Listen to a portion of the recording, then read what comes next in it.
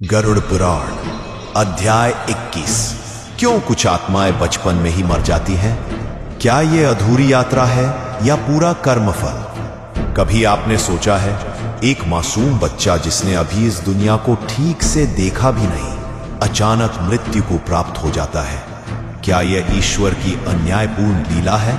क्या उस आत्मा को जीवन का पूरा अनुभव नहीं मिलना था? गरुड़ पुराण अध्याय 21 में इस गहरे और दर्द भरे प्रश्न का उत्तर छिपा है।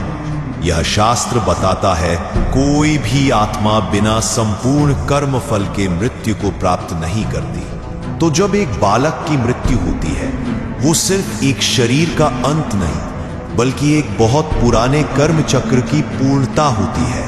क्यों होती है बाल्यकाल में मृत्यु?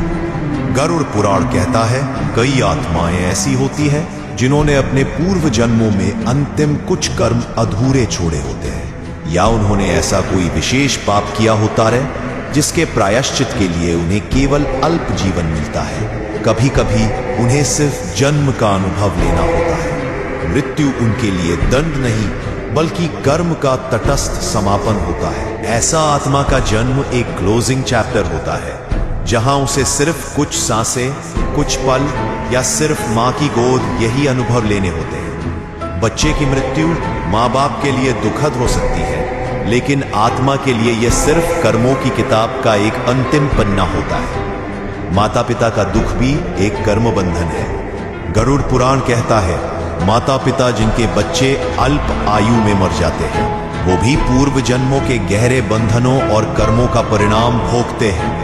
कभी यह आत्मा उनका कोई ऋणी होता है, कभी वो स्वयं किसी पूर्व जन्म में उनका दोषी रहा होता है। इसलिए कहा गया है, मृत्यु में भी अर्थ है, अल्प मृत्यु में भी योजना है। यह जीवन एक महासागर है और मृत्यु उसकी लहरें हैं। हमें जो अल्पायु मृत्यु दिखाई देती है, वह ब्रह्मांडीय योजना का सिर्फ एक हिस्सा है, जिसे हमारी सीमित बुद्धि नहीं समझ सकती। इसलिए गरुड़ पुराण सिखाता है, कभी मृत्यु से डरना नहीं चाहिए और कभी मृत्यु को समझे बिना दुख में डूबना नहीं चाहिए।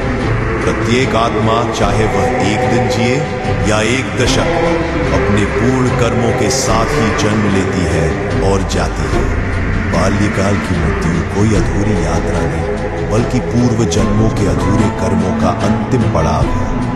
जो आत्मा थोड़ी देर के लिए आई थी, वो बहुत कुछ पूरा करके ही गई है, शायद आपके जीवन को बदलने या अपने कर्ज उतारने। इसलिए गरुड़ पुराण कहता है, हर मृत्यु में ईश्वर की योजना छिपी है और उसे समझकर ही हम शांति पा सकते हैं। अगले अध्याय में जानिए, मरणासन्न अवस्था में आत्मा क्या अनुभव करती है और अंतिम क्षणों में कौन आता है उसे लेने।